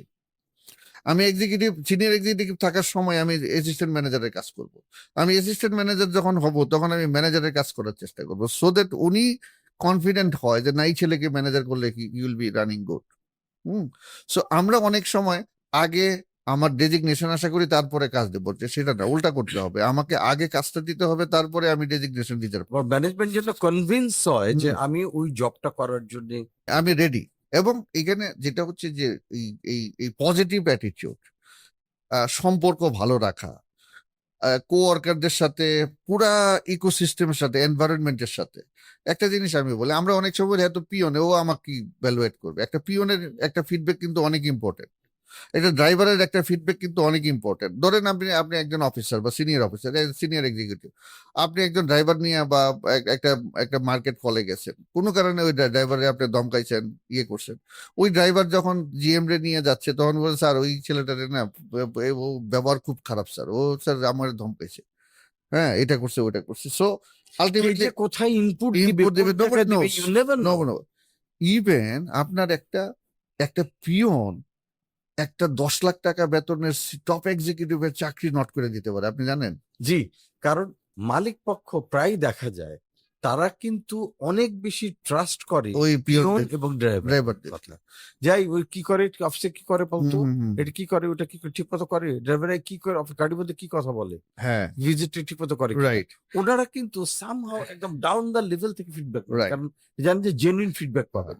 সুতরাং যে ড্রাইভার বা পিয়নকে আমি মানুষই ভাবছি না, সে দে আর ভেরি কিন্তু ইম্পর্টেন্ট, আমার সবচেয়ে বড় রেকমেন্ডেশন ক্যারি করে, এবং এটা শুধু এই অর্গানাইজেশন না। আপনি ধরেন আমি একটা ইয়ে এক্সাম্পল দিই, ধরেন আপনি এক জায়গায় ইন্টারভিউতে গেলেন, এক জায়গায় সিইও পজিশনের জন্য, আপনি ইন্টারভিউ দিয়ে বেরোলেন, সাথে সাথে চা নিয়ে আপনার একটা পিয়ন ঢুকলো, স্যার উনি কে, উনি তো আছে ইন্টারভিউ দিতে আছে, স্যার ওনারা নিয়েন না, ওনার কিন্তু এই আছে, ও কিন্তু বাই দিস টাইম ওরা কিন্তু মাইন্ডসেট করে ফেলেছিল ওনারা নিবে, ওর কথায় ওটা হবে না। আপনার লাইফে প্রত্যেকটা মানুষ, ইভেন ইউ ডোন্ট নো, আপনার বাসার সামনের যে ভিক্ষা করতে আসে সে আপনার জীবন সেভ করে দিতে পারে। আপনি আনমনে মোবাইল ফোনে হাঁটতেছেন, কথা বলতেছেন, হঠাৎ একটা গাড়ি পাগলের মতো আসতেছে, সেই লোকটা আপনাকে, হ্যাঁ, ওই গাড়ির সামনে থেকে আপনাকে ধাক্কা দিয়ে সরাই দিতে পারে। But he is a big cook. সেটাই, এখন যে কোনো মুহূর্তে আপনার জীবনে এটা, দ্যাট ইজ ভেরি ইম্পর্টেন্ট। লাইফে আমরা অনেক সময় অনেক ছোটখাটো বিষয় দিয়ে ও আমার জীবনে কি কাজে লাগবে, everyone is important. Everyone is important. আপনি একটু আগে বলছিলেন যে একটা অর্গানাইজেশনে প্রত্যেকটা মানুষকে আমি ইম্পর্টেন্স দিই, দ্যাটস ভেরি ইম্পর্টেন্ট। আরেকটা প্রশ্ন আপনার কাছে জানতে চাই যে এখন বলা হয় ইদানিং যে আমাদের যারা জেনজি আছে বা জেন আলফা আছে, এরা এখন তো জবে ঢুকছে, কেউ মিড লেভেলে আছে বা কেউ ফ্রেশ গ্রাজুয়েট সেও ঢুকছে। সবাই বলেন যারা লিডার্স আছেন তারা বলে যে ইটস এ ভেরি চ্যালেঞ্জিং যে এদেরকে ম্যানেজ করে কাজ করা, এবং যেটা বলেন যে তাদের ডেডিকেশন কম, কিংবা ওনারশিপ নিয়ে কাজ করে না, কিংবা কাজের ডেলিভারিটা খুব কেয়ারফুলি করে না, শর্টকাট করে, এ ধরনের চ্যালেঞ্জেস এর মধ্যে তারা পড়েন। তো আপনি তো এরকম প্রচুর জেনজি এবং জেন আলফা নিয়ে কাজ করছেন, তো আপনি কি সাজেশন দেবেন যে তাদেরকে নিয়ে কাজ করার ব্যাপারে কিভাবে কাজ করলে পরে তাদের কাছ থেকে অপটিমাম আউটপুট পাওয়া যাবে এবং তাদের লাইফকেও বেটার করা যাবে, তাদেরকেও ডেভেলপ করা তো যাবে। দুইটা জিনিস, প্রথম হচ্ছে ফ্রিডম, নাম্বার ওয়ান। আচ্ছা, কিরকম এটা ফ্রিডম, বলতে কি বোঝাচ্ছে? ফ্রিডম মিন্স হচ্ছে ওদেরকে কোনো শৃঙ্খলার মধ্যে আহ, এই ঢুকানোর চেষ্টা করা, জোরাজুরি করা, না, যেমন প্রেশারাইজ করা। কোনদিন আসে 11টার সময়, হ্যাঁ, কোনদিন 12টায়, কোনদিন 8টা, মানে টাইমের কোনো ঠিক এখানে ঠিকানা নেই। এখানে আমি বলি ওই যে টাইমের ঠিক না, ওই ডিসিপ্লিন জিনিসটাকে আস্তে আস্তে কন্ট্রোলে নিয়ে আসা, এবং এটার কিছু জিনিসের আছে যে পজিটিভ নেগেটিভ গুলি ওদের সামনে বারবার তুলে ধরা। ও ও যদি, আমরা যদি এটা ওরা এইভাবে বলি যে দেখো তুমি যে আসলা না, তুমি যে 1 ঘন্টা পরে আসছো, তোমার জন্য আরো 3টা লোক কিন্তু বসে আছে। তো আলটিমেটলি ওই 3 জনের কাজ কিন্তু ইন্টারাপ্টেড হয়েছে তোমার জন্য। হ্যাঁ, তো চাইলে তুমি যদি রাইট টাইমে আসো, তাইলে কি হইতো, ওই 3টা কাজ ঠিক হয়ে যেত। নেক্সট টাইম থেকে এটা করবে না। ওদেরকে সফটলি হ্যান্ডেল করা, একটু সফটলি। আমাদের নিজেদের বাচ্চাদের একটা দেখছি যে কোনো কারণে ওদেরকে কোনো জিনিস খুব খুব খুব হার্শলি বললে হাসতে বললে ওরা ওরা রিয়াক্ট করে। হ্যাঁ, সো এখনকার generation is a spoon feeding generation এটা। কারণ এই জেনারেশনটা, এদের বাবারা সবাই সচিব, এদের বাবারা সবাই মানে সবাই মোটামুটি কর্পোরেটের অর্থনৈতিক ভাবে ভালো অর্থনৈতিক অবস্থায় ভাবে আছে, ভালো, এদেরকে মারা স্কুলে নিয়ে গেছে, সকালবেলা নিয়ে আসছে, গাড়ি দিয়ে নিয়ে গাড়ি দিয়ে নিয়ে নামাই দিছে, ইংলিশ গেটের সামনে আবার গাড়ি থেকে তুলে নিয়ে আসছে। ইভেন ওদের ইউনিভার্সিটি পড়ার সময় মা বসে রয়েছে। এখন সেই ছেলেটা বা মেয়েটা গেছে হচ্ছে ইয়েতে, চাকরিতে। তো আলটিমেটলি তার লাইফটা পুরাটাই কাছে আন্ডার কন্ট্রোল। তো যখন সে চাকরিতে আসছে তখন আর সেই কন্ট্রোলটাকে সে আর নিতে পারে না। ওই যে বাধা ধরা নিয়ম, ওই ডিসিপ্লিন, ওই রুলস রেগুলেশনস, এইগুলিতে সে বিরক্ত থাকে। যার ফলে ওইখানে ওদেরকে kind of a freedom culture with like kind of a imposing discipline in a softer ম্যানারে যাইতে হবে। আচ্ছা, হ্যাঁ, যে গ্রাজুয়ালি ডিসিপ্লিনের পজিটিভ নেগেটিভটা ওদেরকে বুঝাইতে হবে, এন্ড ইম্প্যাক্ট, ও কত ইম্পর্টেন্ট এটা বুঝাইতে হবে। যে দেখো, you are so important in this office, তুমি আসো নাই বলে মিটিংটা হয়নি। হুম, সুতরাং তুমি যদি কালকে সকালে আসো, দেখবা তোমার মিটিংটা রাইট টাইমে হইতে, ও মনে করবো বাবা আমার জন্য 3টা লোক, কত এম্পাওয়ার্ড। আমার কত ইম্পর্টেন্ট, আমি 3টা লোক বসে থাকি। ঠিক আছে, সো ওদেরকে এইভাবে নার্চারিং ইয়া, করা। এক্স্যাক্টলি, এই পজিটিভ ওয়েদার, তুমি নাই হুম, বলে এটা হইলো না, এটা না বলে দেখো দেখো কত তুমি ইম্পর্টেন্ট কত ইম্পর্টেন্ট, তুমি আসো নাই বলে বলে। তুমি তো অনেক ইম্পর্টেন্ট। হ্যাঁ, ওরা 3জন। আবার ওদেরকে একটা জিনিস, ওদেরকে সবার সামনে অ্যাপ্রিসিয়েট করা, আর ওদের দোষটা একা একা বলা, রুমের মধ্যে রুমের ডেকে নিয়ে মধ্যে ডেকে আড়ালে নিয়ে চুপচাপ বলা, বলা, ডেভেলপমেন্ট এরিয়াটা ওদেরকে সাইলেন্টলি বলা। হ্যাঁ, ওয়ান টু এবং ওয়ান। অ্যাপ্রিসিয়েশনটা সবার সামনে করা, সো দ্যাট তারা বুঝে, ও মাই গড আমাকে তো খুব অ্যাপ্রিসিয়েট করছে, হ্যাঁ এটা করছে ওইটা করছে। এন্ড ওদের সাথে কাইন্ড অফ এ লাইক ওই জেনারেশনের সাথে ওই জেনারেশনের মাইন্ড নিয়ে মেশা। I am at the 50, like এখন আমি যদি 50s এর মাইন্ডসেট নিয়ে ওর সাথে কথা বলি, তাইলে হবে না। আমার ওর সাথে মিশতে গেলে, ওকে দিয়া বেস্ট আউটপুট আনতে গেলে আমার ওর বয়সে আসতে হবে।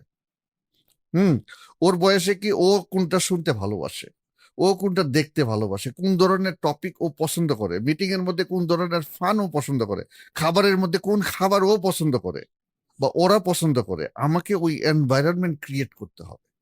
তাইলে ওই generation will be attracted to the office.